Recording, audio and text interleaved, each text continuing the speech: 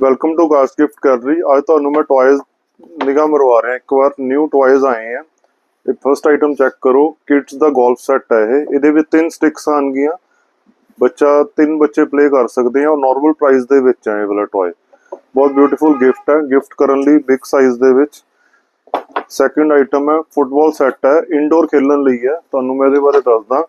इस तरह ये नैट लग जाऊगा और बच्चे इनू प्ले कर सकते हैं इंडोर खेलन लई। बिग साइज दे विच है गिफ्ट आइटम है, बहुत प्यारा गिफ्ट सेट है। देखो तुसी गिफ्ट करन लई कितना ब्यूटीफुल पीस है।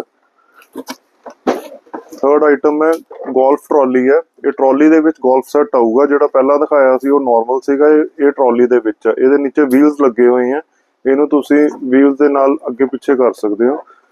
ब्यूटीफुल सेट है भी बहुत ज्यादा। और ये तुसी बाय करन लई आना पऊगा काश gift gallery, Dugri Ludhiana. Order करन लई 9876406162 ते ऑर्डर प्लेस करो। Thank you.